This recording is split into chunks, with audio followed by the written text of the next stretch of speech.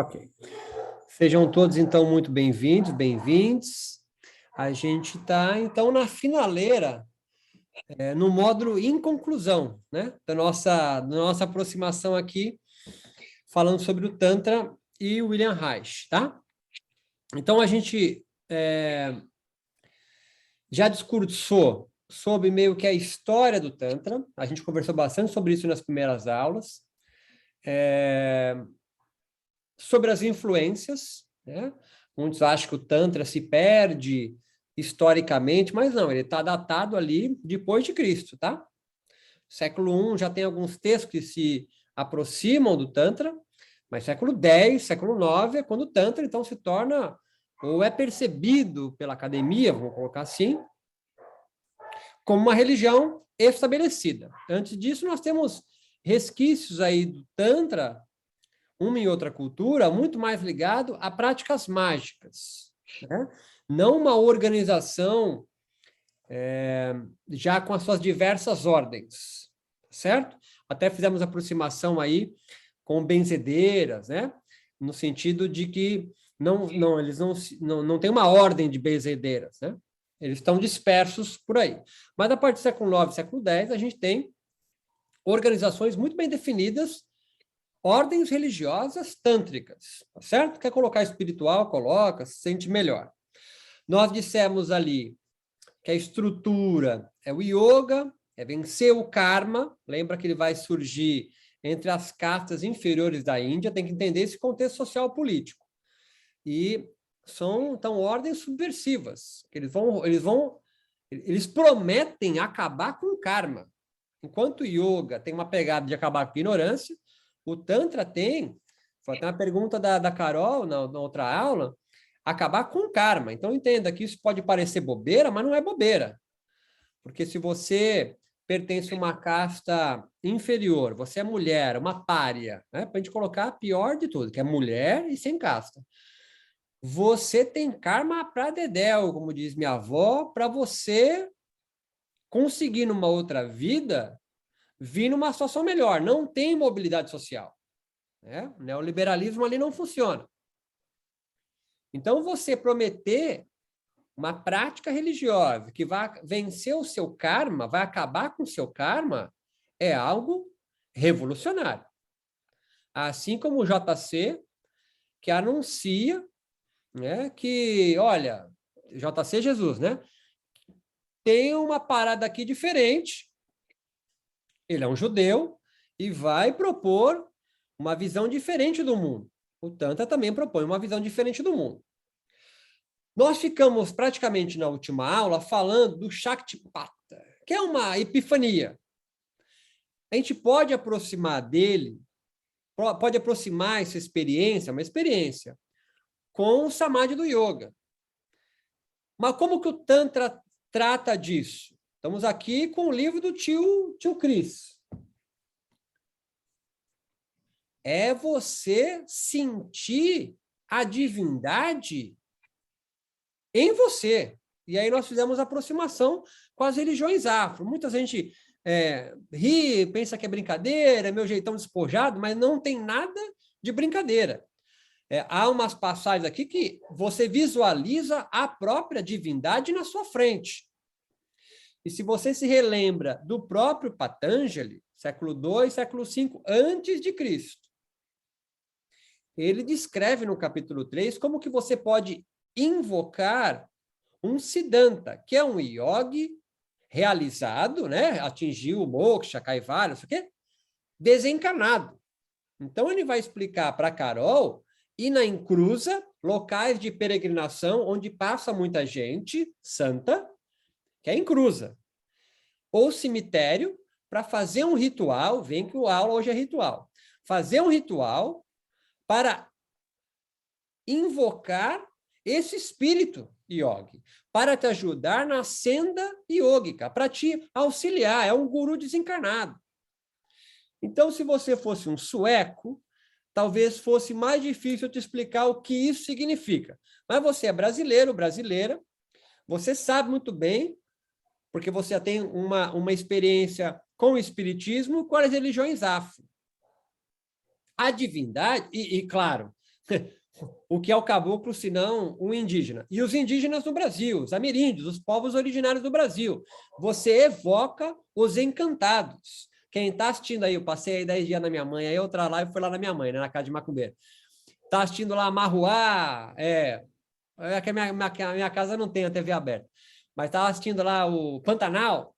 Cara, é irado. Eu já tinha assistido na outra vez, que eu sou velho, era Manchete. Anderson não sabe nem o que é Manchete, acha que é alguma coisa de jornal. Manchete era uma emissora no Brasil. Não sei como é o nome que virou depois, mas passou lá. Então, assim, a Juma vira uma onça. Isso não é uma invenção do autor, cara. Isso é cultura brasileira. Os povos originários, os ameríndios, a Yanomami, tá? Entendem que cada ser, uma tartaruga, uma montanha, a árvore, o macaco, a onça, como que é o nome daquela cobra lá, que é sucuri, eu acho, né? Ela é um ser humano, mas habitando a pele de onça, a pele de cobra, a pele de um jacaré. Isso a cultura do norte do país é muito mais forte do que a do sul, que a gente mata todo mundo, óbvio. Então, entenda que essa coisa de você, vem para o Tantra, de evocar a divindade para dentro de você a partir de uma prática ritual, para nós brasileiros, não é alguma coisa distante. Para os europeus que começaram a ler isso, com certeza. E por isso que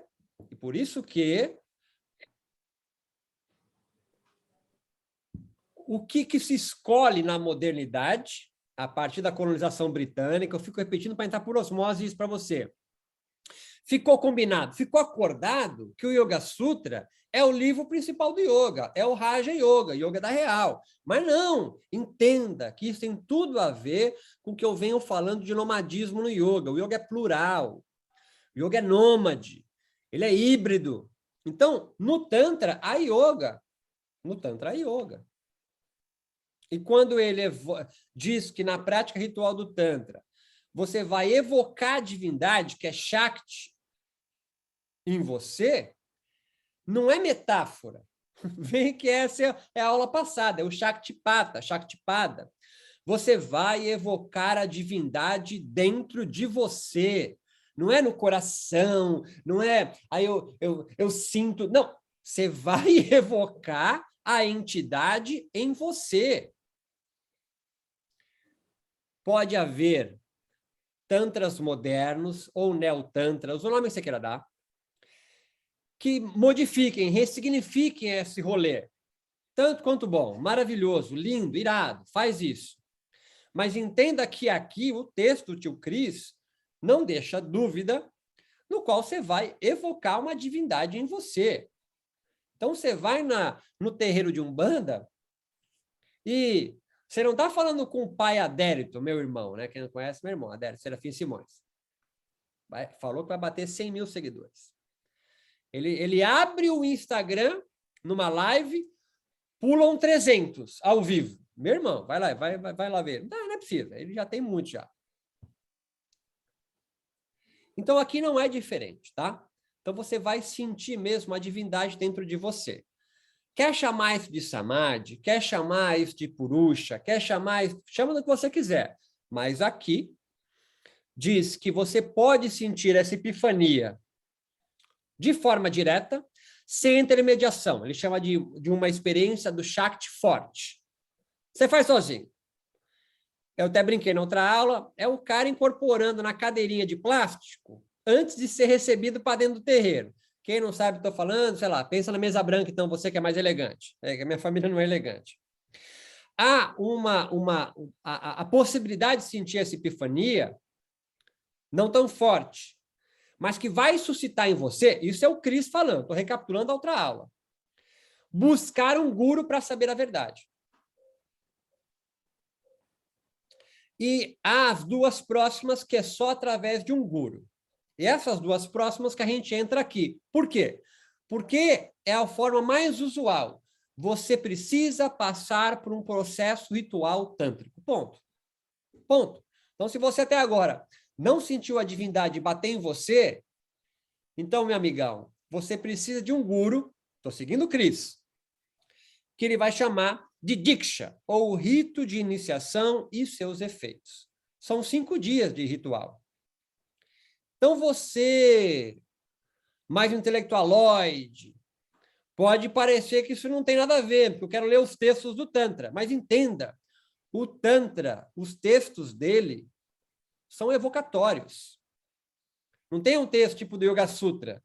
Olha, isso aqui é a norma, isso aqui faz isso que vai dar certo. Essa é a técnica. Os textos tântricos são muito mais ligados à poesia, à arte. Porque a prática principal dele é Diksha, que é o processo ritual. Nós falamos de processo ritual na aula passada, a partir de um antropólogo chamado Victor Tanner, num livrinho chamado A Floresta de Símbolos. Num dos capítulos, ele vai descrever o processo ritual. Todo o processo ritual tem 3 fases bem distintas. A primeira, você abre um espaço do cotidiano, do profano, para o sagrado, o extraordinário, o que não é você na fila do banco. Fiquei na caixa hoje, que desgraça aquele negócio. Não é, é um momento extraordinário. Então, você tem que preparar um terreno para isso acontecer. O mais clássico é um círculo, ou uma mandala riscada, ou você na aula de yoga. Você não tem uma antessala, aí você tem lá dentro a sala que você passou um cristal, defumou, ligou uma musiquinha, abaixou o som, colocou os tapetes já dispostos.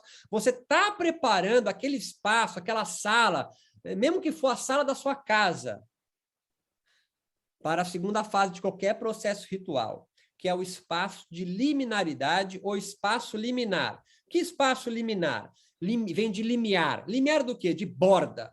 Você está entre o sagrado e o profano. Entre os dois, você cria um espaço de liminaridade. Vocês já vivenciaram isso. A maioria dos professores de yoga, ou praticantes, é o tapete. O tapete é o teu espaço sagrado. A minha esposa, por exemplo, ela odeia que eu use o tapete dela, porque tem a energia dela que ficou ali empregada e não sei o quê. Cada um tem o seu tapetinho, né? Tem o seu blá, blá, blá. Tem o seu balagandã. Você não abre o tapetinho e sai fazendo Surya Namaskar. Tem uma preparação. Você junta as mãos em prece, canta o mantra Om 7 vezes, 108, recita, como os ashtangueiros, um mantra para Patanjali. Tem um rolezinho. É abrindo o espaço para deixar claro, ó, daqui para frente. Aí você junta as palavras que você quiser. É com o meu eu interior, conexão com o divino, com o todo. Faz seu balagandã, faz essas coisinhas, tanto faz. Aí depende do seu contexto de crenças, de práticas, e é irado isso. Mas é claro, a Daniela, antes, num espaço entre, e depois acabou a prática. Durante a prática, propriamente dito, o processo ritual, que pode durar dias, como o do Tantra, você entra num espaço liminar. Para quem já foi num ritual do Daime, são horas num espaço liminar. Para quem já foi numa mesa branca kardecista, é bem claro. Primeiro que chega uma tiazinha ou um tiozinho que começa a falar do evangelho. Evangelho segundo, não sei o quê. Aí começa o rolê, tanto que as pessoas começam a trazer garrafa d'água para ser, aí eles não falam abençoada, né? Magnetizada pelo espaço liminar que vai acontecer, porque os espíritos vão chegar naquele rolê, tá ligado? Isso é o espaço liminar, brother. Os espíritos não vão ficar naquela casa branca e azul, porque toda casa de Kardec é branca e azul, eternamente. Eles chegam e saem.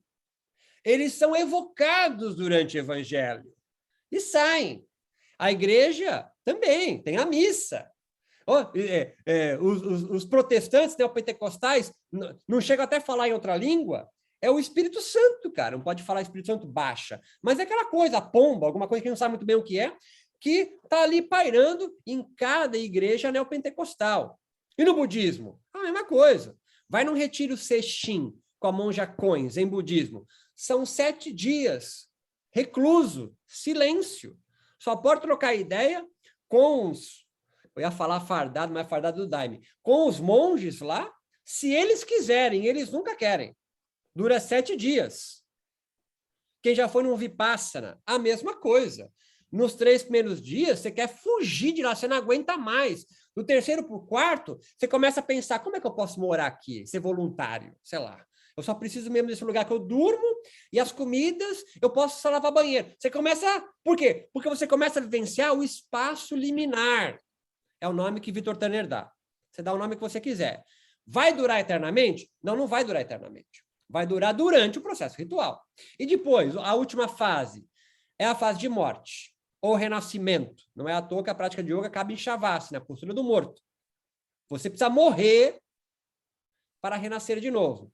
Vai voltar a ser um novo Tiago? Alguns sim. No processo ritual do Tantra, qual que é o rolê? O que acontece no espaço liminar? Você vai vivenciar Shaktipata. Você vai vivenciar a divindade em você. É como? Não tenho a menor ideia. Por quê? Porque cada ordem religiosa tântrica tem um rolê. Mas eles leem o mesmo livro. Cara, conversa com Calvino, Lutero, São Francisco de Assis e toda a teologia da libertação da América Latina. Leem o mesmo livro, mas eles têm rolê, né? Cosmologias, formas de ver o mundo, ética, distintas. Teologia da prosperidade, teologia da caridade e teologia da libertação. Leem o mesmo livro, mas têm rolês diferentes, linhas de fuga novas a partir das suas próprias experiências. Por isso que eu digo, quanto mais plural o yoga, mais rico ele é. Mais rico ele é. Agora, é claro que há yogas que você não vivencia a liminaridade. Há práticas no qual você... tinha um professor que falava, ele não tocou você. Não tocou. Né? A liminaridade não tocou você. Você passou ali e, não foi a mesma coisa. Uma aula de yoga com o Tiago, em São Sebastião, na praia, pode produzir liminaridade? Com toda certeza. Como que a pessoa vai vivenciar isso? A menor ideia. A menor ideia. Cada um vai vivenciar do seu rolê. O que eu venho alertando só, eu encerro aqui para a gente começar o passo mesmo, que é o nosso rolê. É o quão pobre as aulas de yoga têm ficado. Porque você pergunta para um aluno no final de uma prática, Denise, ele, no máximo ele fala, foi gostosinho, foi legal, bem viver, bem-estar, estou melhor. Não consegue, né? Ele foi imerso. Ele foi lá, mas não produz, né? Não produz porque não dá tempo. Nós nos demoramos muito pouco, né? A gente não se deixa se embeber disso por tanto tempo. Como que é o rito de iniciação e seus efeitos aqui? Estou na página 254. A iniciação é o rito central do Tantra. Não há ninguém que se diga, sou tântrico, se não passou por um processo ritual. A não ser que você tenha aquelas duas experiências anteriores, né? Que você sentiu a divindade, viu a divindade, seja em sonho ou na sua frente. Tem uma descrição que ele vai, eu vejo a divindade na minha frente, materializada. Ou uma força que te leva, que te faz buscar a verdade, mais saber, mais conhecimento sobre o Tantra. Essas duas. Mas ainda assim, só a primeira vai iniciar você sem precisar do guru. É muito raro isso. É muito raro. É muito raro. Todas as formas de Tantra, ao longo de quase toda a sua história, precisa e descreve processos rituais ou ritos de iniciação diferentes. É aqui que entra o tão famigerado rito de iniciação, que é uma orgia, um nome que a gente vai dar para você entender, porque é de uma escola de esquerda. Eu não sei porque chamam de esquerda também, né? Mas enfim, na Umbanda também chama de esquerda, né? A Quimbanda, por exemplo, que é de esquerda. Em geral, os ritos de esquerda, não me deixa me perder aqui, são amorais. A Quimbanda, por exemplo, ela é amoral. Ou seja, se tem que fazer uma demanda contra algum inimigo, ela vai e faz. Ela não acumula karma, né? Para a gente pegar, que não tem nada a ver uma coisa com a outra, né? Que um não fala do outro, mas é para a gente aqui. Não acumula karma. É amoral. Eu fiz porque o outro estava mal comigo e é meu inimigo, eu tenho que combater ele. A Quimbanda é assim. É a Umbanda da esquerda, entre aspas. Quem tiver um quimbandeiro aqui, fica bravo comigo. Então, essas escolas de esquerda, da mão esquerda do Tantra, no qual vão realizar um rito de iniciação e práticas para vivenciar a divindade, não se perde isso. Eles querem vivenciar a divindade e queimar os karmas. Não se perde. O yoga quer acabar com a ignorância. O Tantra quer queimar os karmas. Eles não estão preocupados em buscar a verdade, acabar com o véu de Maia. Nada disso. Eles querem queimar os seus karmas. E a cada processo ritual, a cada prática, os karmas são queimados. Ah, não entendi. Claro que você entendeu. Você vai na missa domingo, o que você faz lá? Se não é queimar o teu karma, brother. Certo? Ouve o padre falar, aí você vai se confessar, aí você tem lá 1 milhão de Ave Maria, Pai Nosso, Salve Rainha, que eu nunca sei o que é Salve Rainha, de penitência. Aí você vai entrar naquela filinha, quando muda a música da igreja, para comungar. O que é comungar? É o ápice do processo ritual dominical da ordem religiosa católica, que é quando você vai consagrar o corpo do Salvador em você. Vem comigo, tio. É a mesma coisa, brother. Só que não é tão metafórico. No Tantra, de mão esquerda, da escola Kaula, acontece. Você vai realmente ser penetrado e penetrado pela deusa encarnada em algumas sacerdotisas. Está me acompanhando isso, não? Não é o ápice do tesão, não é gozar. Não tem nada disso. Na verdade, é perder o rolê. É você sentir a manifestação de Shakti no que é pecado para todo mundo, que na verdade nem existe pecado. Diga, Dani, por favor, só abre o microfone. Tá, tudo bem, Roberto? É a primeira vez que estou ouvindo, mas eu vi alguns de você, menos o último grupo. Mas assim, quando você fala a mão do lado esquerdo, não seria a questão do dual e não dual? É isso que é a diferença da direita, o Tantra da direita, que é o não dual, e o da esquerda... Não, ao contrário. O da direita é o não dual... Não. Da direita seria o mais conservador, dualista, né? E o outro de esquerda é não dual. Pode ser, pode pensar dessa forma.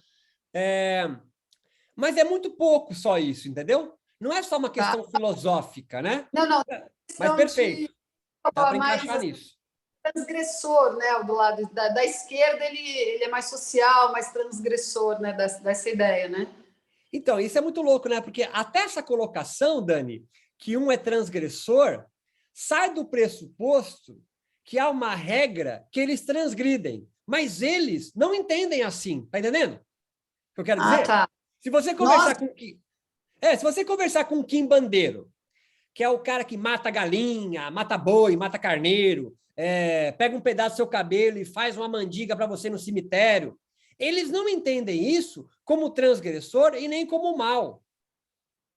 Então, por isso que eu digo assim, dá para entender assim, perfeito, mas entenda a partir da nossa posição conservadora, que entende que há o certo. Então, eles estão indo, né? Ainda é um pouquinho preconceituosa, mas eu entendi perfeitamente e está certo o que você está falando. Mas perceba que, para eles, não tem nada de transgressor. Eles podem até inverter. Foi você que está transgredindo a natureza, porque não há nenhuma norma que dita como você deve viver.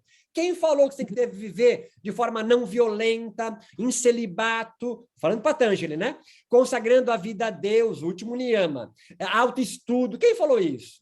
O Tantra, aí que tá, olha a palavra que eu ia usar, vai contra isso. Na verdade, ele não vai contra, ele enxerga o mundo diferente. É como nós falarmos assim que o Krenak, aquele líder xamânico, né, brasileiro, indígena, ele é subversivo à civilização branca. Não, ele está aqui antes. É você que criou as regras, e aí você não encaixou ele. Sacou? Então, dá para entender assim, mas compreendendo que você sai de uma posição de eu sei qual é que é, ele transgrediu. Não, eu estou antes. Né? Eu não aceito a tua forma de se organizar, ou pelo menos eu aceito, mas eu não quero seguir ela, né? Mas é claro, a sociedade hinduísta, a cultura hinduísta, ou védica, bramânica, ela é hegemônica, século X. Então, e ela acaba dominando a partir da colonização britânica e acaba colocando como marginal todos que não seguem as suas normas. Igual no Brasil. Temos aqui povos diversos, alguns de matriz matriarcal, no Brasil, estou falando do Brasil. Como em São Vicente, em Santos, né, no litoral, na Baixada Santista, havia muitas organizações, sociedades, melhor dizendo, né, etnias indígenas matriarcais. Há um estudo de acho que é um africano, mostrando que havia, não sei se há ainda, algumas organizações africanas, etnias africanas, não sei como é o nome que usa disso, que não tem a figura do pai. Olha que louco, cara. O filho é criado pela comunidade. Então, não tem a figura do pai. Olha como buga a cabeça. Não tem tem a figura da mãe, mas não tem a figura do pai. Ele não tem relevância. Quem é o pai daquela criança? Eles não vão entender a pergunta. Então, estou te dizendo isso só para dar uma bugada, porque a gente sai do pressuposto que existe uma organização a priori, papai, mamãe e filhinho, e eu estou dizendo para você, olha, isso é uma construção social. Os tântricos também, para a gente trazer para o nosso lado agora de novo, uma das suas escolas, das suas ordens, tem um tipo de organização social, religiosa, então também política, que vai sendo colocado à margem, porque não segue a linha ou as normativas. O processo ritual libera o receptor de todo o karma destinado a se manifestar em vidas futuras. Esse é o grande rolê. Enquanto o yoga está no rolê de acabar com a ilusão, os tântricos querem acabar com os karmas. Então, a cerimônia de iniciação, Diksha, tem todo um processo que a gente vai tentar desenvolver aqui. Ele diz que há 2 tipos de iniciação, que vai se dividir assim.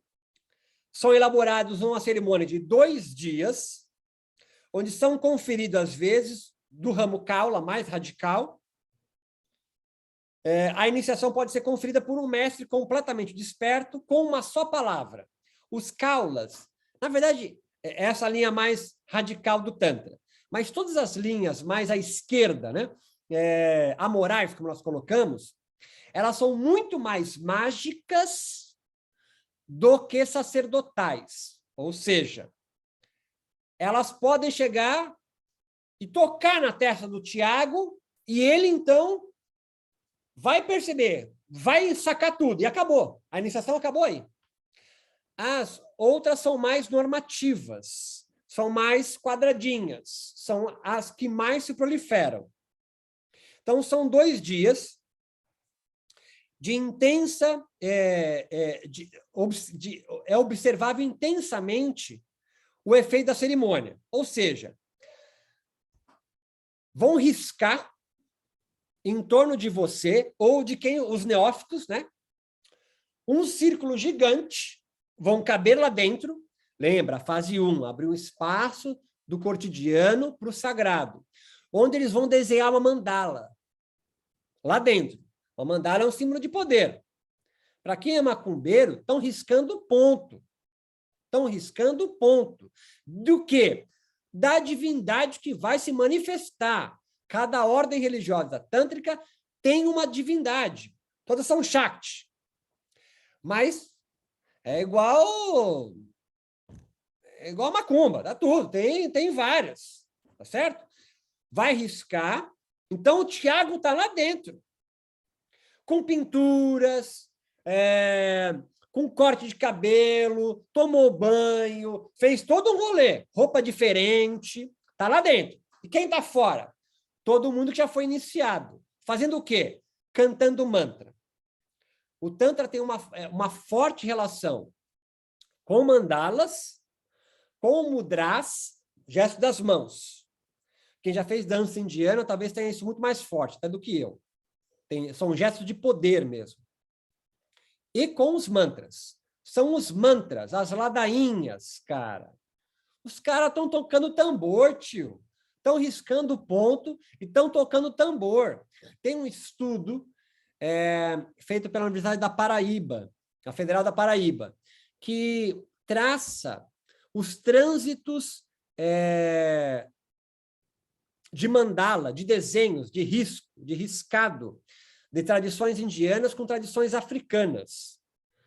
Foi até um bafafá quando eu saí, faz uns 10 anos atrás, que o De Rose ficou puto da vida, porque um dos símbolos que eles estudaram é o símbolo que De Rose usa. Todo mundo está junto comigo, De Rose, né? Que é um símbolo de proteção. Aquele clássico que ele vende até uma medalhinha, que é redondinho, aí cruza vários raios no meio, intersecção no meio, né? E sai, e cada um desses pontinhos aqui é um tridente, tá ligado? Tem uma bolinha assim no final, visualiza isso? É que eu não tenho um saco para ficar colocando a imagem aqui, você sabe o que eu estou falando. Então é um círculo, é uma mandala, riscado, é um símbolo de proteção. Muito próximo também, para quem é próximo da cultura celta, do símbolo de proteção deles também, das runas. Mas esse é o riscado de Exu, cara, também. O De Rose ficou putaço, porque disse que ele que recebeu esse símbolo, bababá, do mestre dele, sei lá. Mas é inegável que o riscado de Exu é muito próximo ao riscado de algumas mandalas do yoga e do tantra, isso deixa muito claro também. Então, qual que é o processo ritual? Vai se desenhar uma mandala gigante, o tamanho dos neófitos que vão ser iniciados, vão se riscar a mandala da divindade, de Shakti, daquela ordem, e do lado é ladainha e canto. São 2 dias. Para receber a instrução, são observados durante um período probatório. Então, antes disso, há todo uma série de restrições de alimentação, de beberagem, de sono, corte de cabelo. A cerimônia central do Tantra Shaiva, em todas as suas formas, na Índia e no Sudeste Asiático, obedece essa ritualística. Ela foi adotada com poucas mudanças pelos budistas tântricos. Quem assistiu 7 anos do Tibete com... Como é o nome dele, cara? Brad Pitt, é isso? Vai ver lá que é uma divindade incorpora em um dos monges. Lembra disso, não? Para avisar com o chapelão, para avisar que a China está subindo e metralhando todo mundo. Quem avisa o Dalai Lama é uma divindade incorporada em um dos monges. O budismo tibetano é altamente mágico e é de lá que vem o budismo tântrico. Então, foge um pouco da sua cabeça que Tantra é sexo. Sexo faz parte de uma ordem religiosa ou de uma ala religiosa, várias caulas também, que usa a cópula, ou seja, a Shakti incorpora em sacerdotisas para que consiga desenvolver, acionar Shakti no corpo do outro. Essa é uma só. É uma só. E aí existem técnicas lá para você retardar o orgasmo, a ejaculação. Para quê? Para que você demore-se mais na energia da Kundalini, que é em todas, que é o que vai acender e fazer Shakti se manifestar em você. Então, a lógica fisiológica sutil é a mesma, igual do yoga. A acender Kundalini, bababá. Eu acho que o yoga, sobretudo o Hatha Yoga, é muito influenciado pelos tântricos.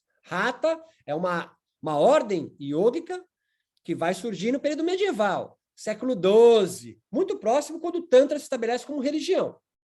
Influencia muito os Hatha Yogis. Então, nós somos muito mais herdeiros dos yogis medievais, Hatha Yogis, do que dos Raja, lá de Patanjali. Né? Nós somos muito mais herdeiros desses caras. E esses caras são influenciados pelo Ayurveda, mas também pelo Tantra. Também pelos sufistas. É uma parte mística do Islã. Porque os sufistas são místicos. Místico é um cara que dispensa sacerdote. Ele estabelece uma ligação direta com o divino, a divina, o espírito, o mundo espiritual, sei lá, sem padre, sem brahmane, sem pastor, certo?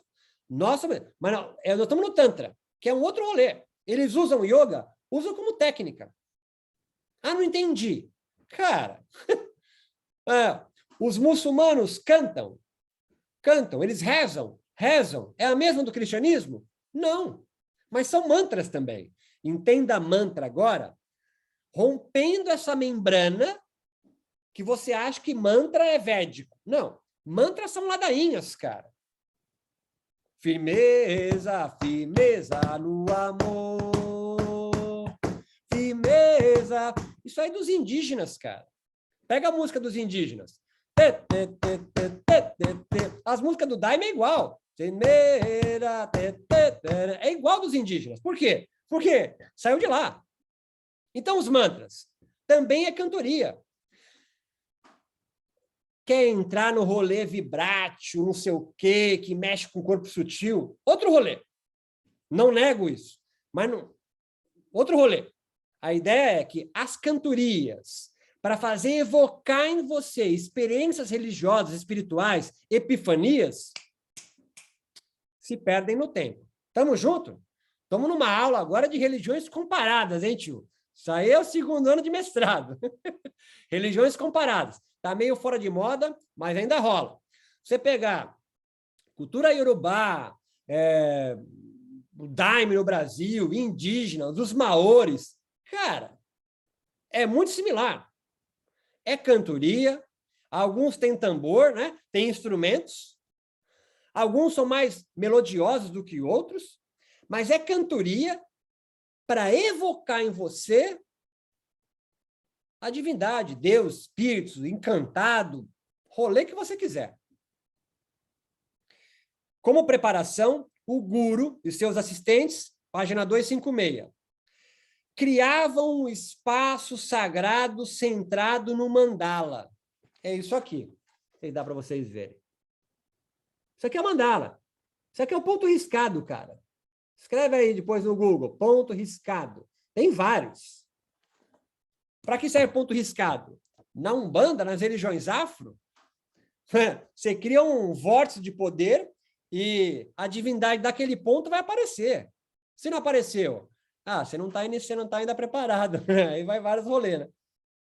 Então se cria. São 2 dias, estamos entrando no 3º. Vai se começar... Então você dorme, claro que você dorme. Você vai dormir. Mas você vai dormir na tua cela, tá ligado? Você não vai voltar para tua casa. Não, são 5 dias de rito de iniciação. Você vai ficar lá dentro. Para quê? Para o Tiago sair de 5 dias e a Carol como um iniciado tântrico. O que é um iniciado tântrico? Primeiro queimou o karma. Zerou, tiozão. Te libertaram, cara.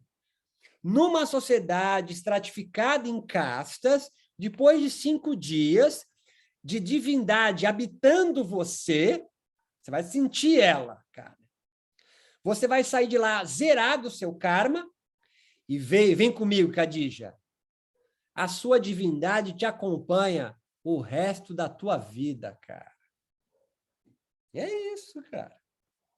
É isso. Não são os chapires que moram no peito de Copenhague, o xamã Yanomami, e que faz uma coluna para sustentar o céu? Então, lê o Queda do Céu para tu ver o trampo que foi para Copenhague ter o chapires vivendo no peito dele.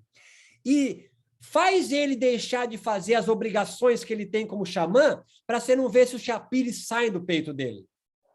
Então, Denise, não é brincadeira aqui. Não tem brincadeira. Shakti vai viver dentro de você, Denise, ou vai habitar você sempre que você evocar a Shakti. Como é que eu sei? Eu não sou iniciado, mas eu diria para você, você saberá. Frase clássica de um guru. Você saberá. Você saberá. Como é que eu sei que o meu caboclo está aqui? Arrepia a nuca. Tem vários rolês, certo? Eu passo na frente da tronqueira do meu irmão, me dá dor de cabeça. Sabe o que é tronqueira, não?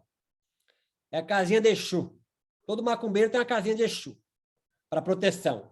Eu passo lá com a porta aberta, me dá dor de cabeça. Ah, mas está sugestionado. Pode ser. Eu não sou iniciado na Umbanda. Mas a família inteira é macumbeira. Então, eu posso ser. Mas entenda, esse que é o pulo do gato. Esse é o pulo do gato. Para você entender o Tantra, tu tem que vivenciar o rolê lá dentro. Por isso que não tem texto. Tem texto. Mas lendo o texto, não vai te iniciar no yoga, vai? Não vai. Se eu fizer as posturas igual do livro, eu vou vivenciar a experiência do yoga? Não. Claro que não. Você precisa de uma aula, de uma prática. Agora, você já sabe falar isso, de um processo ritual muito bem orquestrado pelo seu professor, certo? Então, vocês, professores de yoga, querem manifestar algo durante a sua prática nos corpos dos seus alunos. Dá para fazer uma aula secular e laica? Dá. Agora, entenda, a partir do que eu já falei, dá para vivenciar o Tantra de forma laica e secular? Então... dá. Assim, você pode imitar as posturas, imitar a mandala, mas vai ficar indo para a ordem Kaula, né? Vai virar orgia, né? Vai virar bacanal, que é legal também, mas não tem nada a ver com o rolê. Quer chamar de Tantra? Chama de Tantra. Mas tem a ver? Não, não tem a ver. A divindade vai se manifestar lá? Acho que não. Mas entenda, só para complicar a tua cabeça. Porque você fica numa coisa meio assim, a divindade. Qual o nome daquele cara lá de Goiás que foi preso agora por abuso sexual? Como é o nome dele? É que eu faço uso de substâncias João de Deus. assim. Como é o nome?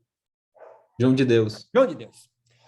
O João de Deus não recebia a entidade porque ele agia de forma desavergonhada com as mulheres e roubava dinheiro? Não, cara. Ele recebia a entidade. Vai bugar, vai dormir com isso. O mundo espiritual é amoral.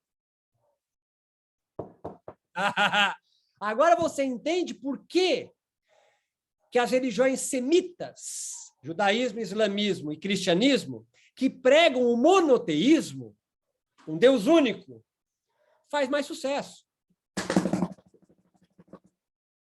Sacou? Porque ninguém recebe Deus. Ninguém recebe Alá. Ninguém recebe Alá. Então elas são superiores às outras? Então, os monoteístas acham isso. Por quê? Porque tem gente ruim que pode receber uma entidade e fazer um mal. Como é que os moralistas vão chamar isso? Magia. E é uma luta clássica. Tudo que não é da minha religião é magia. É menor. Assim foi com a Umbanda, religiões afro. Foi só no governo do Getúlio Vargas, 1930, que as religiões afro, Umbanda e Candomblé, foi aceita como religião. Porque até então era magia, que é algo menor numa sociedade monoteísta. E vocês são o quê? Vocês são magos, cara. E é tão louco que vocês não gostam de aproximar o yoga da religião. É tão colonizado o pensamento em vocês. Não é religião. É o quê, então? Atividade física? Tudo bem, pode ser. Aí espiritual. É espiritualidade, Beto. Espiritualidade. É o rolezinho neoliberal. Então, o mandala, tendo entre 4 e 10 metros de extensão, era desenhado cuidadosamente com giz e preenchido com vários postos coloridos, bastante parecido com o budismo tibetano, vistos ainda hoje, que é clássico do shivaísmo. Né? O shivaísmo é essa religião. Um pavilhão branco, uma bandeira, era suspenso sobre a mandala, com cortinas de pano multicolor, que pendiam nos 4 lados, ocultando a mandala e criando um recipiente para energia que ia se gerar. O centro, a parte de dentro das cortinas, linhas com pequenos sinos e fios protetores em 5 cores. Luminárias queimando manteiga clarificada, ghee, eram dispostas ao redor do perímetro do espaço, as dezenas de chama projetando um brilho quente, também dispostos em vários pontos ao redor da mandala, ficavam parassóis, espanadores, todos dispostos em vários pontos ao redor da mandala, e vasos grandes de bronze. Estes continham uma moeda de ouro e eram cheios de água e flores, decorados com 5 cintos de pano e uma guirlanda de flores. Cara, está descrevendo aqui um ritual gigante e um grande altar. Quem está em cima do altar? O que está em cima de qualquer altar? Deus, a divindade, os espíritos. E quem está lá em cima? É Denise, Tiago, Daniela, Anderson, Nina, que vão ser consagrados pela divindade. Então, acorda. Acorda. É uma prática religiosa múltipla e altamente sofisticada. São vários detalhes, cara, que se não acontecer, a divindade não vem. E você quer que a divindade venha. São 5 dias de ritual. Tu vai ficar girando lá no meio, cara. Vai ficar inebriado. Esse espaço sagrado de poder vai durar 5 dias, para o último dia, Tiago morrer Tiago, Denise morrer Denise. E renascer, então, a Denise tântrica. A Khadija tântrica, iniciada no Tantra.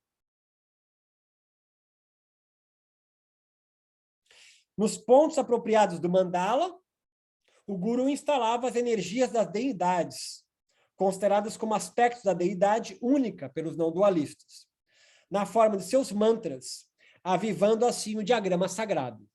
É um diagrama e os caras cantando no teu redor. Então, tenta imaginar o seguinte, tio. Eu tentar viver. É que eu não tenho nenhuma imagem, nem vídeo disso. Mas também tive preguiça de buscar.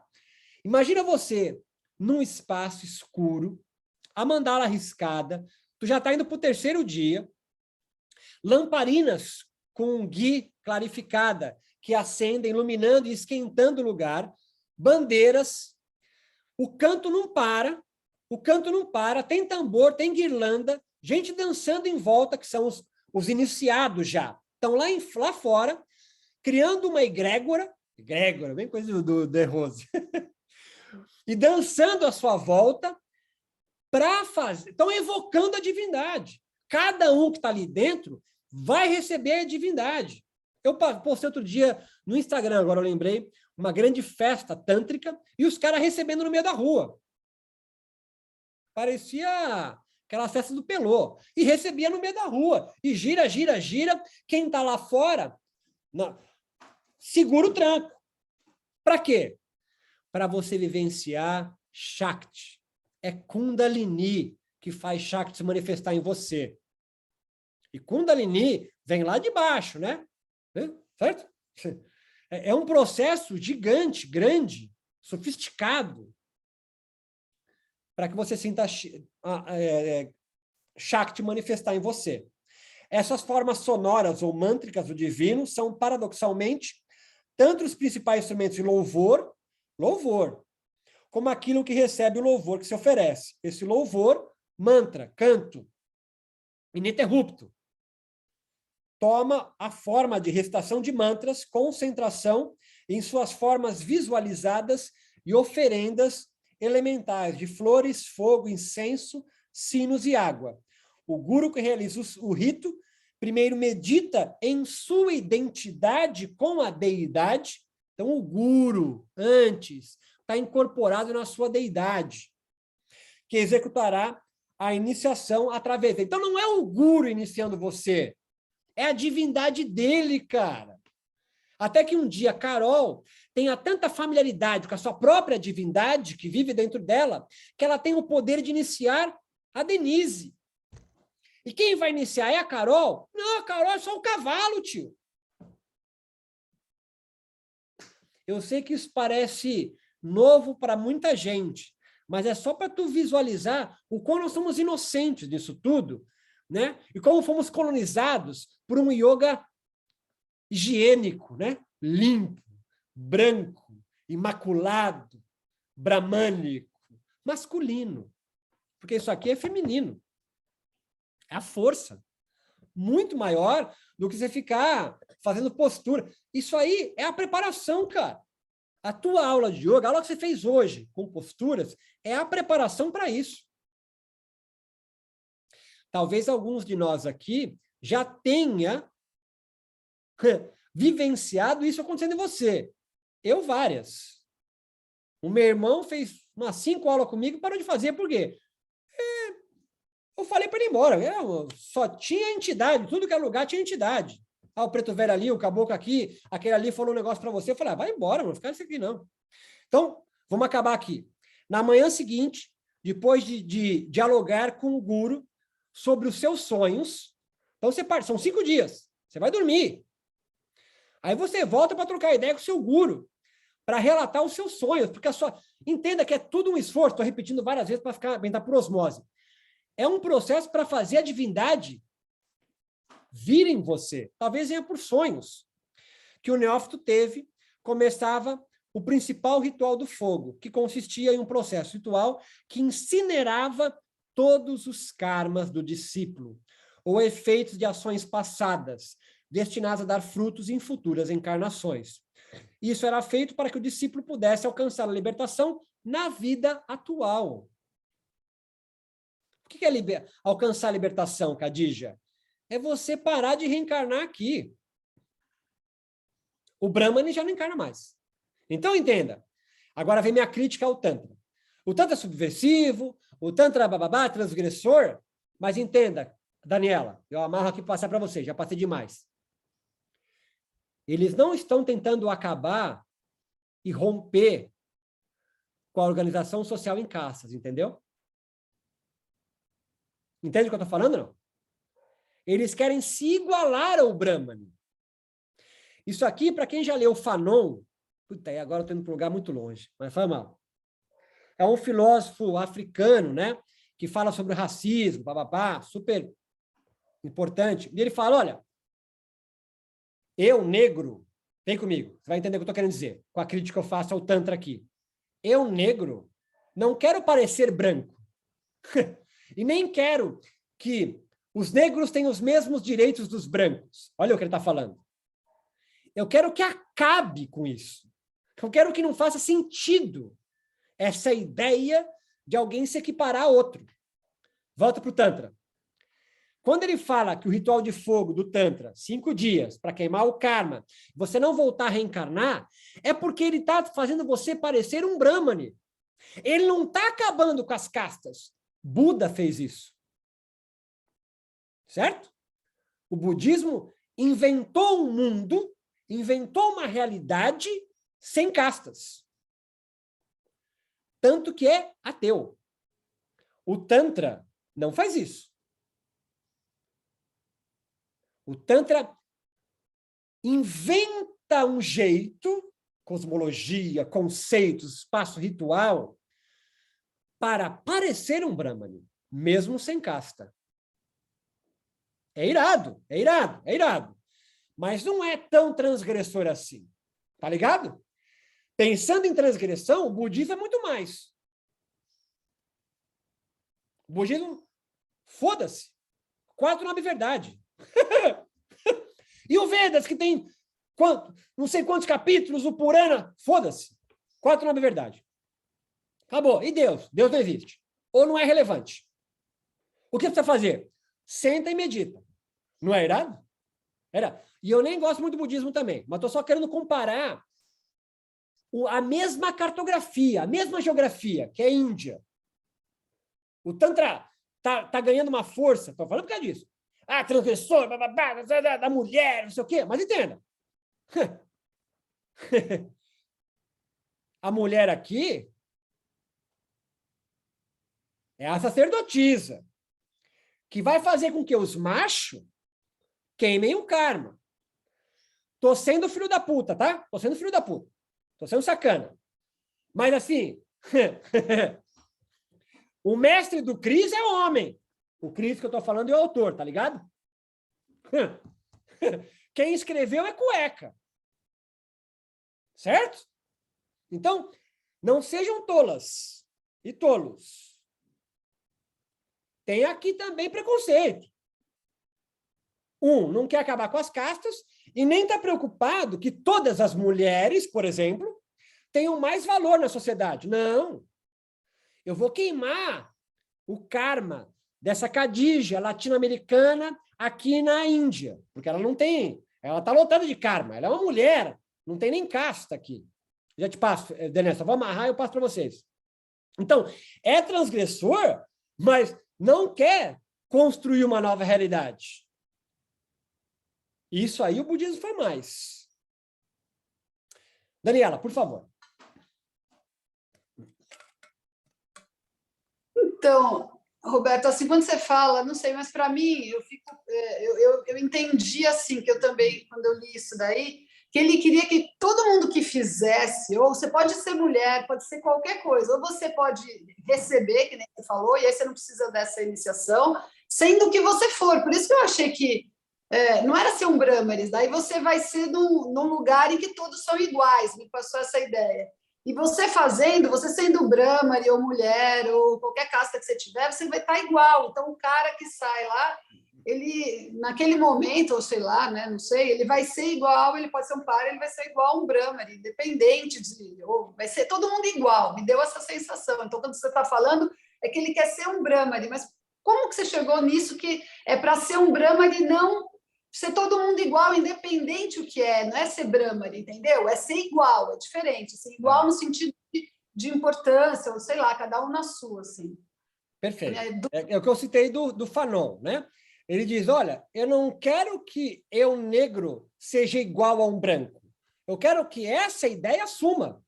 Isso. Então, todo mundo que está lá, não importa se você é Brahmari, se você é mulher, se você é o que for, você está lá como qualquer outro, você tem o mesmo direito de falar, o mesmo respeito, nesse sentido, me passou isso. Por se isso você fizer o processo ritual e se tornar um tântrico. Isso, mas aí não é para ser um Brahmari, mas você vai ser, todo mundo que fizer aquele processo vai ser igual. Okay. Né? Todo mundo que fizer o processo vai ser igual. Mas entenda que ainda existe o Brahmani. E não é tão transgressor assim. Sim, com certeza. Quem não tem karma é Brahmani. Então, se eu fizer o processo ritual do Tantra para não ter karma, eu vou ser igual ao Brahmani. Então, é transgressor, é irado, é bacana, mas não é tanto. Porque ele não quer acabar com a sociedade em castas. Tanto que até hoje ainda existe. Essa é uma crítica. Talvez eu te falei, estou sendo filho da puta. Mas é possível fazer essa crítica, tá certo? É transgressor, mas não é tanto também. Anderson, por favor, Anderson. Depois eu passo para você de novo, Daniela. Só levantar a mão. Tá, você tem mais uma. Por favor. Eu vou de pergunta, que a aula foi muito boa, inclusive para mim foi difícil, assim, pensar junto, porque eu fui afetado pela cirurgia de uma cachorra minha que eu tenho, e aí na hora que eu estava no meio da aula, minha mãe me fala que ela teve 2 paradas respiratórias no meio da cirurgia. Sinto muito. Desesperada, enfim, eu aqui segurando a onda. Mas, Beto, não seria, de certa forma, meio anacrônico pegar essas questões interseccionais de gênero em um livro tão antigo para contextualizar hoje? Total. Por exemplo, e eu conseguiria também ver com a sua perspectiva dessa questão do Fanon, a mesma coisa que o Marx disse, que a gente não tinha que buscar se ascender no modelo capitalista e vencer nele. A gente teria que ultrapassá-lo e tornar ele em desuso, da mesma forma que uma filosofia ela vai se tornando em desuso, um filósofo bate no outro.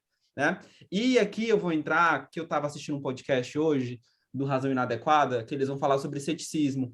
Inclusive, eles vão pegar o gancho do post que eu te marquei hoje, do Razão Inadequada também, que citava o Foucault, e da morte do homem de Deus, que justamente a perspectiva pós-moderna, Deleuze, Foucault, Nietzsche, né? Enfim, que o Nietzsche vai até criar a própria filosofia de perspectivismo, em que ele vai dizer aquela frase que é super mal interpretada, que não existe a verdade, apenas interpretações de expectativas, uma coisa assim, né? Que não há fatos, apenas interpretações. E, então quer dizer que não existe verdade? Na verdade, a verdade é uma arrogância da ciência, em que a gente, sim, tem um conhecimento epistemológico, que é importante para a gente fazer conhecimento, Só que a gente sabe que a própria ciência inventa mitos, né? A questão do ovo, as próprias questões das pesquisas da Covid, que foram mudando de 2020, agora é 3 doses, é 4 doses, enfim, virou até meme por parte da direita, quando, na verdade, a ciência ela nunca se colocou como um campo de verdade absoluta. Pelo contrário, o que move a ciência é justamente a dúvida, não é mesmo? Uhum. E o campo da filosofia é justamente esse, o questionamento. E, para mim, essa parte final, eu acho que tem muito a ver com o que você falou desse campo. Então, eu poderia colocar a questão do Patanjali na questão mais no sentido religiosa, sedentária, enfim, dos cultos que a gente brinca aqui, e a questão do Tantra, que inclusive tem até nome para isso, as pessoas se denominam hoje espiritualistas, que é justamente o quê? O campo da espiritualidade é o quê? Espíritos é essa busca por essa essência, essa conexão com algo fora do plano material, idade é prática. Enfim, e aí o que eu vou fazer? Eu vou cultivar um ritual, né? Um rito, vou criar um grupo, uma seita, uma religião, né? Algo que me religue com o divino, para eu buscar, de certa forma, um aconchego, porque tanto a ciência quanto a filosofia, a política, são meios de invenção humana, de criação, em que a gente utiliza para o quê? Para dar o conforto, porque a vida é trágica. Então a gente começa a inventar isso para colocar ordem no caos, né? Porque o campo do mundo, da vida, do universo, ele é imenso e a gente precisa fazer o quê? Plano cartesiano. Não, vamos compactar, vamos diminuir as coisas para a gente começar a ter um mundinho, né? Linhas de fuga para a gente, enfim, não surtar. A gente precisa da fantasia para lidar com a realidade. O Freud diria, não tem como a gente estar o tempo todo consciente de tudo. Somos inconscientes também. Mas eu acho que o grande problema é viver só na inconsciência, né? E a gente estar alienado. Por fim, eu acho que isso tem muito a ver com a perspectiva do Nietzsche no finalzinho do século XVIII, que é quando ele vai falar no Gaia Ciência, enfim, nos últimos livros dele, que é a perspectiva de quê? De que ele começa a romper até o pensamento do Schopenhauer, que ele tinha muita ligação, né, do campo de querer saber a verdade, a ciência como, enfim, né, que estava muito promissora ali, e aí ele vai falar assim, poxa, a ciência é legal, só que a gente está caindo numa arrogância de achar que vamos resolver todos os problemas com a ciência. E hoje, mundo moderno, o edifício moderno que criamos está desabando na nossa cabeça, porque a gente sabe que, apesar de termos muito, né, tecnologia, o 4G, a fibra ótica, a gente ainda continua somos seres naturais. E aí é onde ele vai virar a chavinha do pensamento dele, vai sair do campo da ciência e vai para a filosofia, que é onde ele cria o eterno retorno, onde ele não tenta pautar o eterno retorno e a filosofia final dele como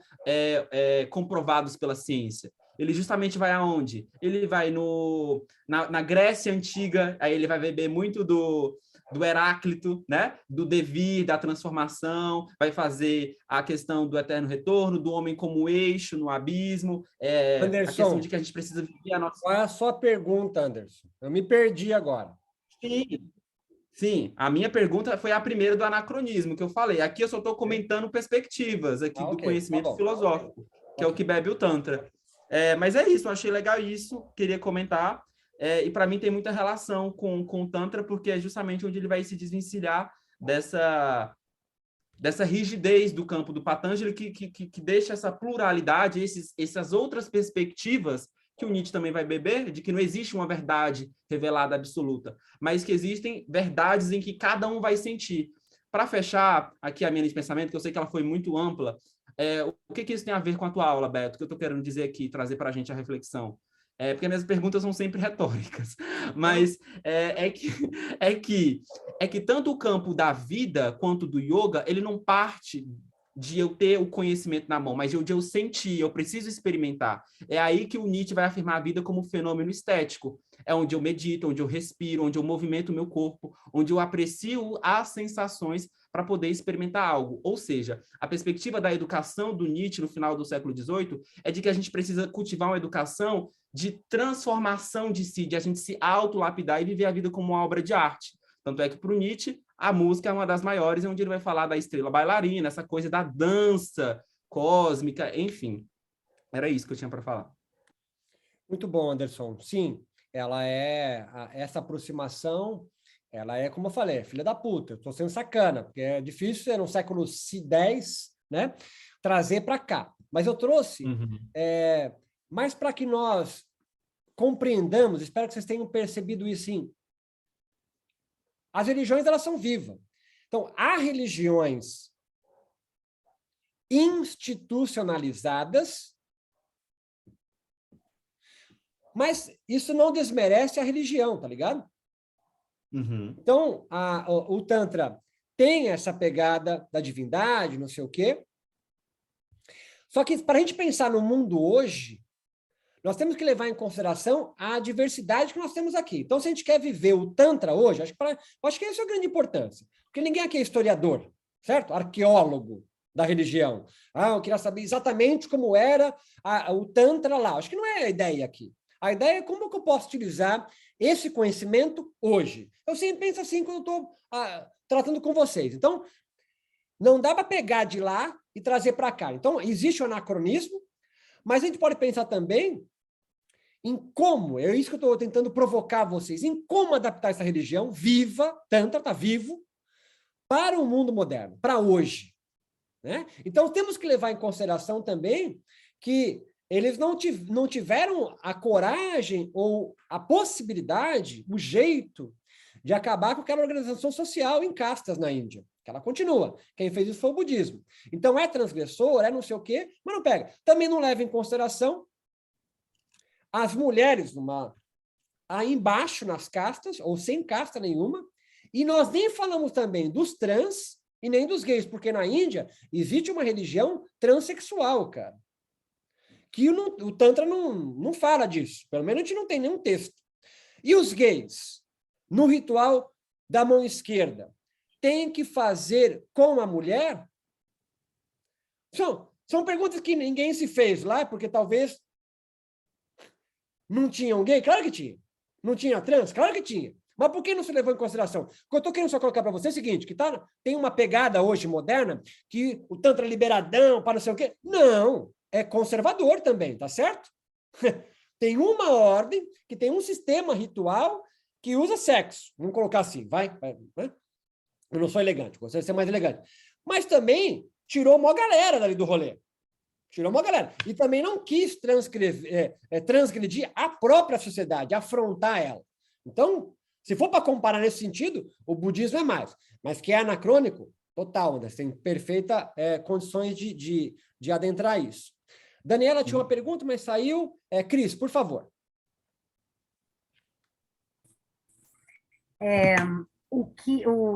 Eles não queriam instituir a possibilidade de igualdade, né? Mas eles queriam se igualar aos brahmanes. Pegou. É essa crítica que eu coloquei aqui na nossa discussão. Eu aproximei isso. O que caracterizava isso? Era o reconhecimento dos brahmanes? Então, essas perguntas que são tesão. Não sei, tá ligado? Mas quando eu leio isso e vejo as pessoas falando, nossa, transgressor, eu falo, não, peraí, gente, os caras estão querendo se igualar a Brahmani. É possível construir um argumento contra o meu. Totalmente possível, tá? Eu nem estudo Tantra, eu estudo Yoga, outro rolê, no Brasil ainda. Mas a sua pergunta é genial, Cris. O que eles queriam? Acho que a pergunta mais interessante é o seguinte, Cris, porque assim, eu gosto de história, mas não sou historiador, né? Não sou arqueólogo. O que os tantras querem hoje, Cris? Tá ligado? Porque ele vem crescendo com o feminismo. Eu acho isso irado. O yoga em si não está conseguindo fazer esse papel do feminismo. E eu nem tenho lugar de fala, meu Deus do céu, nem tenho. Estou aprendendo com minha filha e minha mulher. Eu era o que esquerdo macho me chamavam até, né? Mas tomei tanto na cabeça que vou aprendendo. Mas, assim, o que os tântricos querem hoje? Essa é uma pergunta interessante. Essa é a pergunta de tese de doutorado. O que os tântricos querem hoje? Ou ainda, fazer um outro recorte. O que as tântricas feministas querem hoje? Essa é uma pergunta genial. Eu não sei. Liberação de corpo, tá ligado? Essa é uma pergunta genial, Cris. Eu não sei. Mas os nossos diálogos são para suscitar exatamente isso. Denise e depois Tiago. Por favor, Denise. Posso só complementar uma coisa? Né? Claro. Será que me passou aqui a possibilidade desse reconhecimento não ser, né, considerando a sua crítica, não ser dos brahmanes, mas ser dos próprios tântricos, né, com relação ao valor do Brahmani na sociedade e ao valor que eles mesmos construíam com suas práticas e com suas epifanias. Muito bom, perfeito. De repente, era um auto-reconhecimento, né, de igualdade ali, né, pela prática. Exato, porque a gente entende meio que o Tantra nasce nas castas inferiores da Índia, né? Temos meio que esse entendimento. E você entende, você perceba, não é o proletário, né, querendo ter consciência de classe, mas ele querendo ser o patrão, tá ligado? Para a gente trazer para o nosso rolê aqui, né?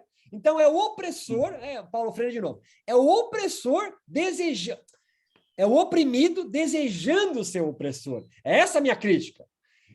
Vamos romper isso, cara. O yoga está sendo internacionalizado, entrando a novos contextos, encontrando novos corpos. Por que nós temos que reproduzir o que foi na Índia?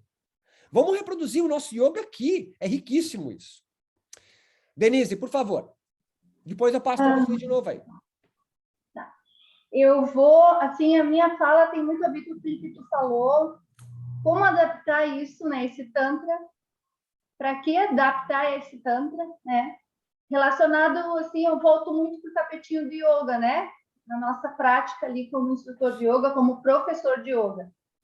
E aí, assim, eu vejo, eu gosto muitas vezes de compartilhar minhas experiências, assim, porque se torna um laboratório, né, da gente perceber e validar, né, essas experiências.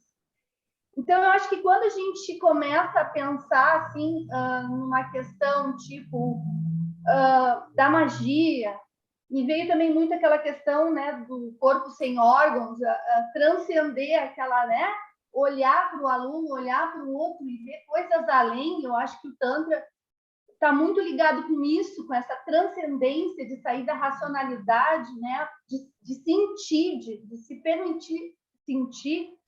Eu vejo, às vezes, quando termina alguma aula, e tu vem uma fala, Denise, eu vi umas cores, sabe?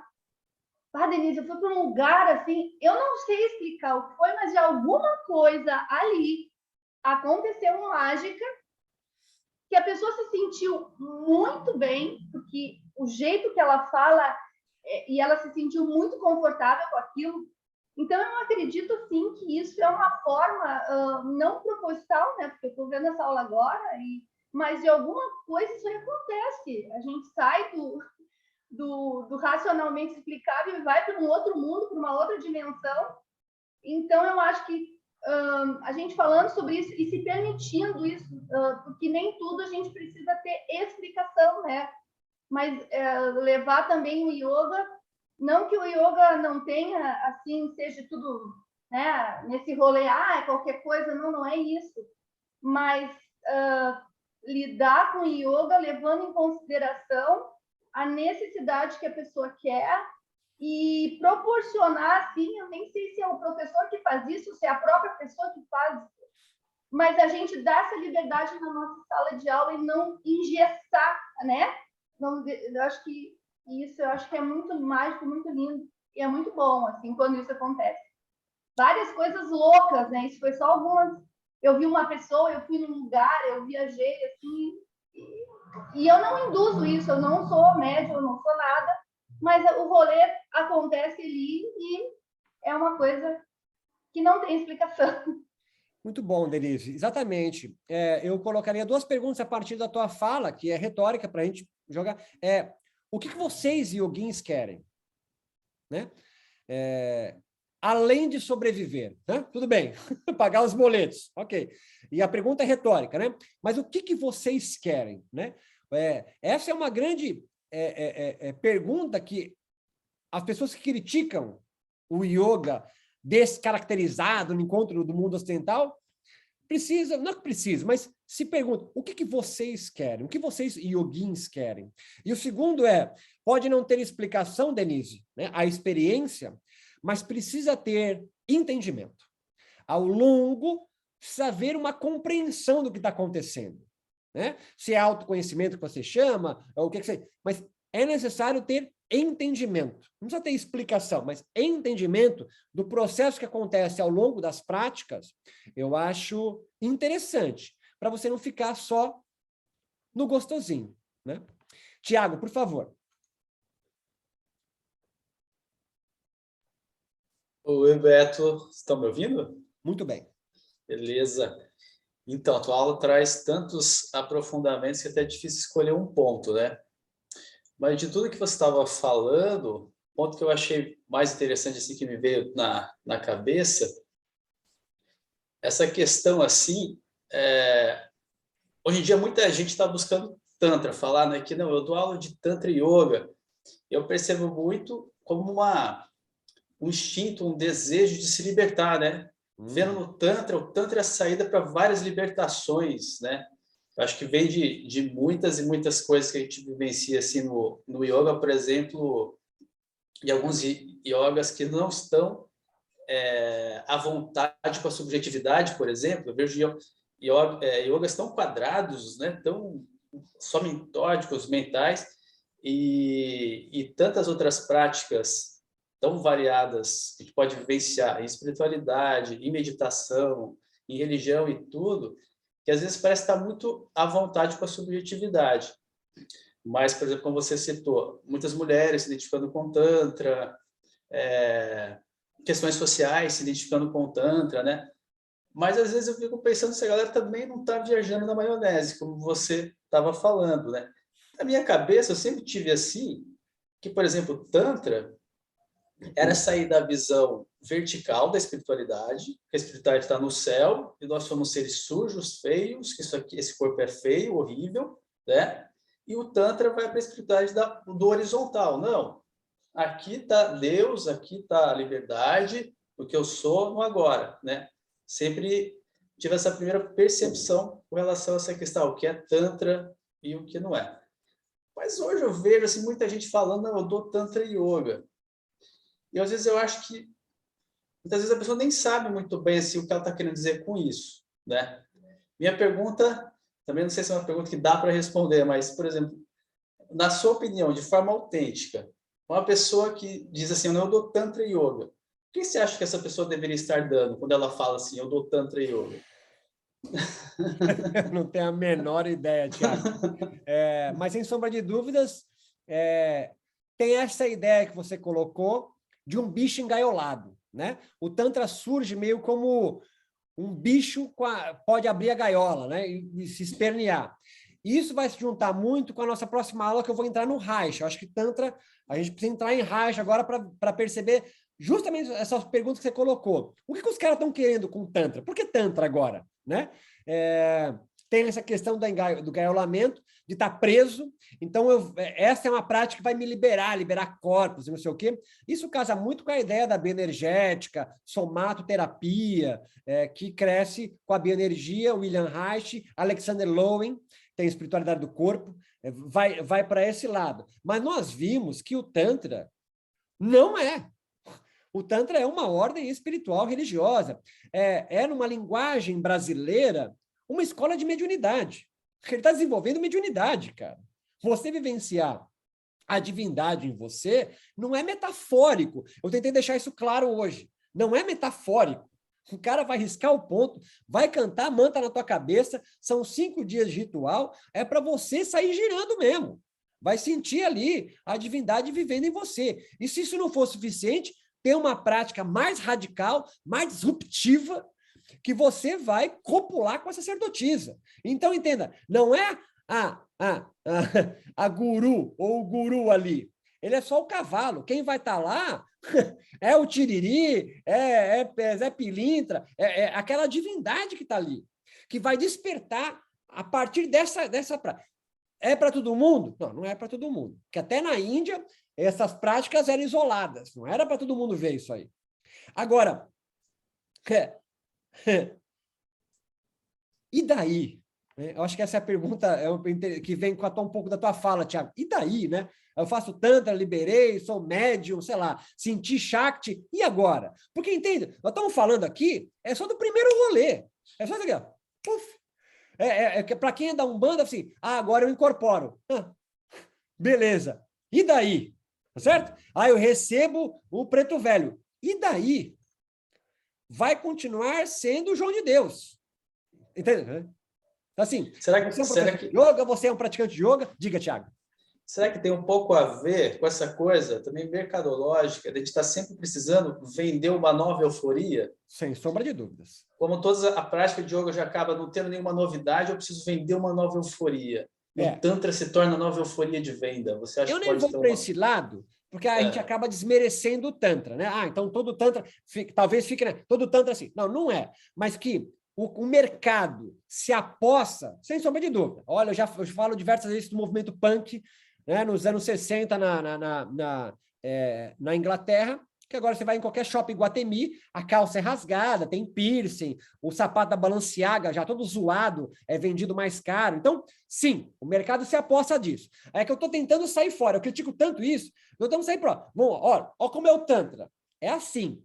A escola onde você está é assim? Não sei o quê. Pá. Então, você está agora munido de um repertório para conseguir entender como o Tantra se manifesta, ou como o que ele propõe.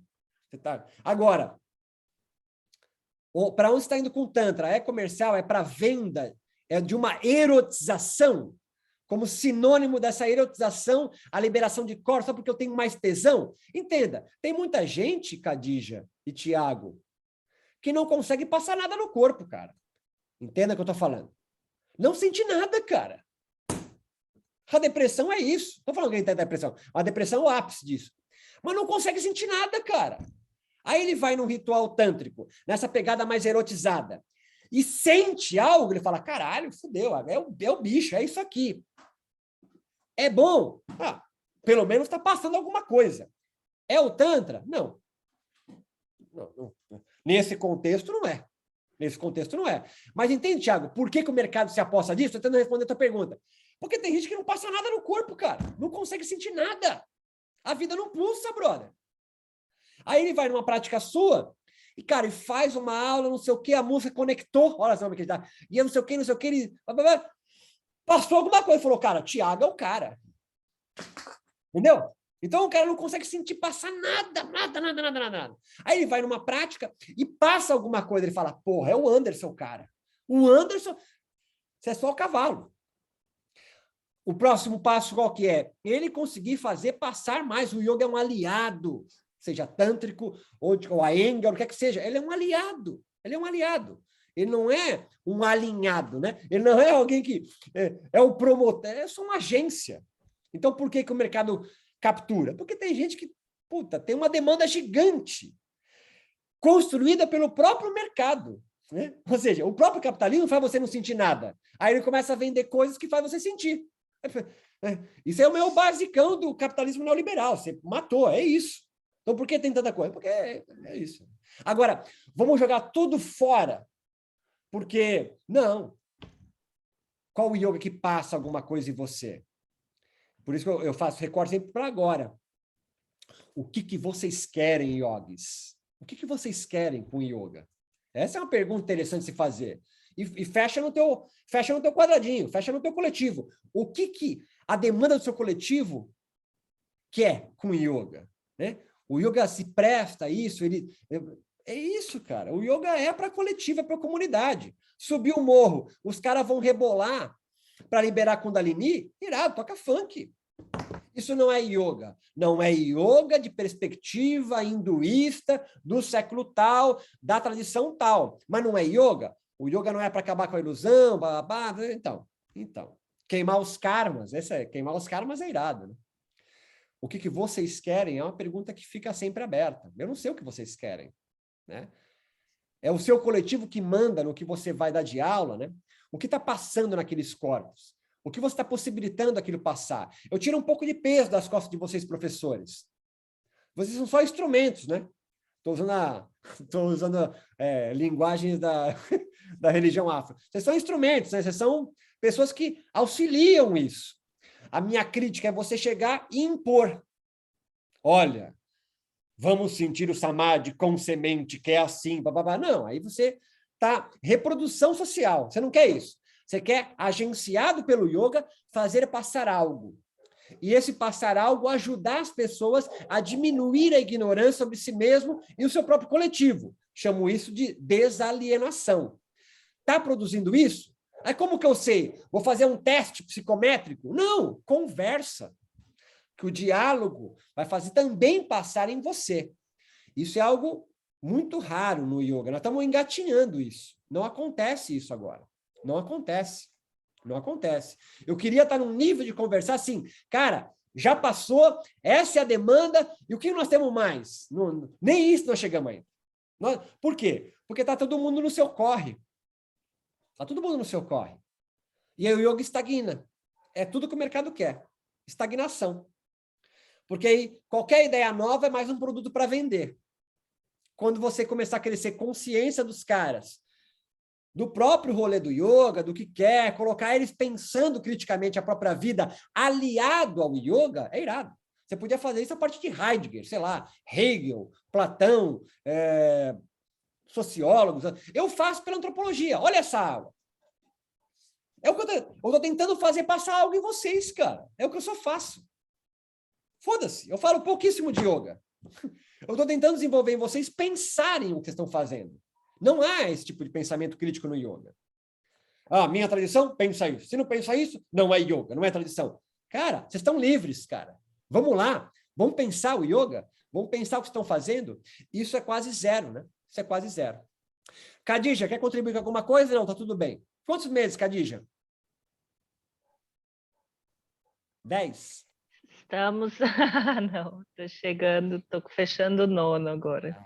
Lindo, parabéns. Tá quase, qualquer momento. Tá com aquela cara de... tá com um jeitão já, assim, né? Nossa, meu Deus. Muito bom. Tudo bem, Nina? Sossegadinha, sua cama vermelha? Muito bom. Perfeito. Cris, tudo em paz? Pois não, Anderson.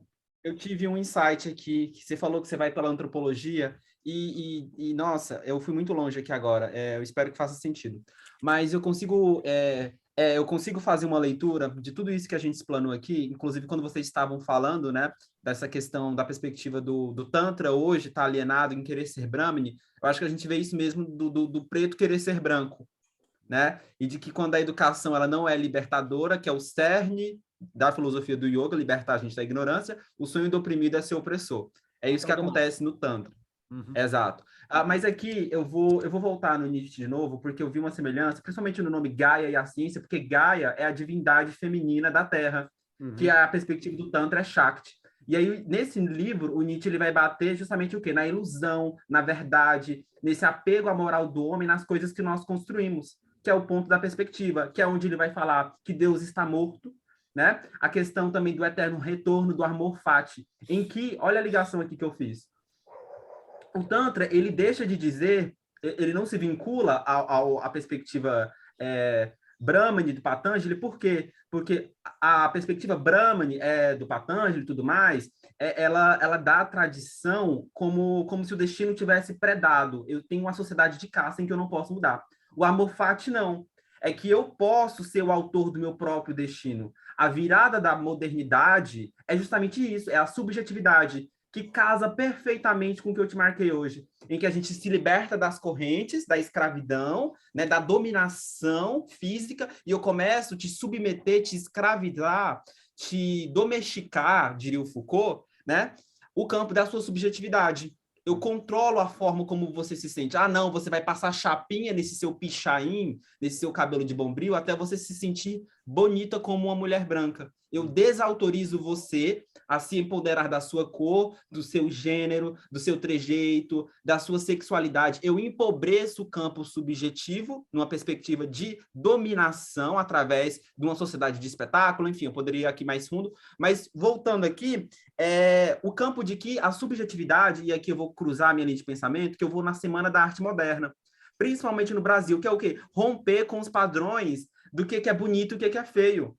A Tarsila do Amaral, eu vou usar ela como referência, aquela tela dela, Os Operários, ela está retratando o quê? A classe trabalhadora depois do movimento industrial no Brasil, em São Paulo, em que a gente tem pessoas pretas do Nordeste que estão lá o quê? Acinzentadas, tristes, sem esperanças. Eu poderia fazer uma releitura daquela tela, que tem uma chaminézinha no fundo, mostrando, né, a precariedade do trabalhador no Brasil, com um monte de smartphone, rede social e um monte de o quê? De professor de yoga cansado.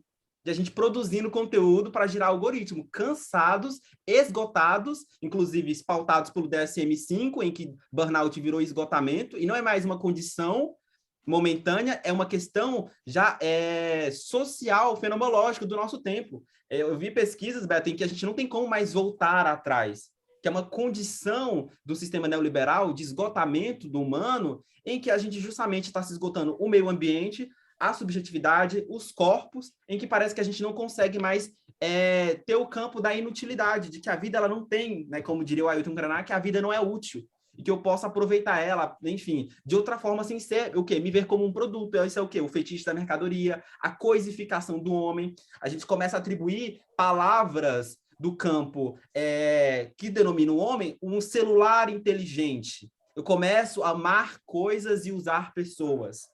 Né? A virada do capitalismo é justamente o quê? Do pré-capitalismo para o capitalismo que estamos vivendo hoje, que é aquele vídeo da Rita que eu te mandei, que ela vai falar sobre o fetiche da mercadoria, é que antes o fetichismo da mercadoria era de eu obter o meu celular. Aí eu sou alienado dele diante do processo de produção, como ele foi feito, se teve trabalho explorado ou não. Ele só está aqui na minha mão, como mágico, feitiço, né?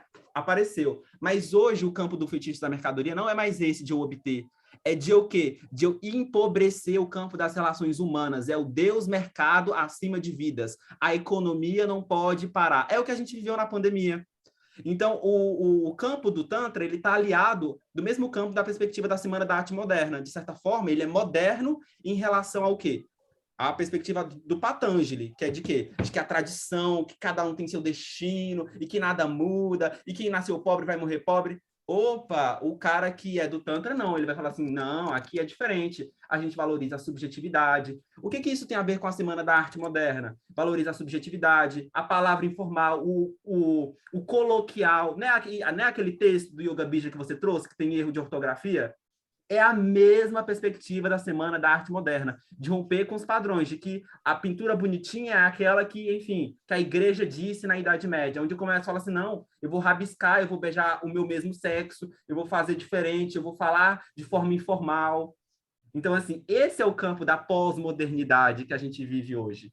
E que hoje, para quem é sedentário, o mundo está o quê? Está de cabeça para baixo. Na verdade, o mundo não está de cabeça para baixo. As pessoas que cansaram de ser o quê? Esmagadas, né? Serem oprimidas e estão começando a o quê? A se fortalecer, a se empoderar. A mulher não se permite mais ser estuprada, espancada. E, enfim, isso é o quê? O terror de qualquer olavista totalitário fascista, que é o que a gente vive. Que, inclusive, compartilhei com você, na minha cidade, ontem foi aprovado pela Câmara Municipal, né? Um vereador propôs o Dia do Conservadorismo na minha cidade, para a gente honrar a família, os bons costumes, né? E se orgulhar de ser ignorante e preconceituoso. Os caras, eles perseguem, cara, a equipe de comunicação da prefeitura, que fez um post sobre o Dia dos Pais, em que mostrou uma realidade de um casal de pais homoafetivos, pedindo a cassação de todo o comitê de jornalistas que faz a parte editorial da prefeitura, acusando de ser a comunidade, propagando o gaysismo na cidade. Olha que absurdo. Isso é um movimento que contra progressista, sedentário, pobre, que está preso o quê? Numa década em que a gente não vive mais. Então, assim, é muito pertinente, eu gostei muito, e não como fazer essas ligações.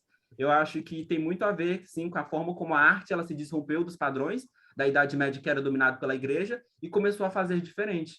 Então, o Tantra fez isso, só que ao mesmo tempo a gente consegue fazer a crítica que ainda ele está alienado. Ele não está tentando, ele não tem uma perspectiva radical. Ele é como se fosse, sei lá, o Ciro Gomes do yoga, né? Tenta fazer só uma reforminha ali. Tantra é o Ciro Gomes. Muito bom, né? Fechou com chave de ouro. Gente, obrigado. Desculpe ter passado tanto, já são 6h10. Obrigado. A gente está na finaleira. Eu acho que, para mim, eu tenho mais uma aula, que a gente vai falar de Reich, tentar casar com isso tudo, e mais uma aula para a gente abrir para o debate da nossa aproximação inteira. Então, são mais 2. E vão pensando em alguns temas aí que vocês acham interessantes para a gente colocar para discussão e para votação para os nossos próximos encontros daqui do grupo de estudos. Beleza? Forte abraço, muito obrigado. Valeu. Tchau, tchau. Até mais. Boa sorte, Anderson, com teus dogs aí. Valeu.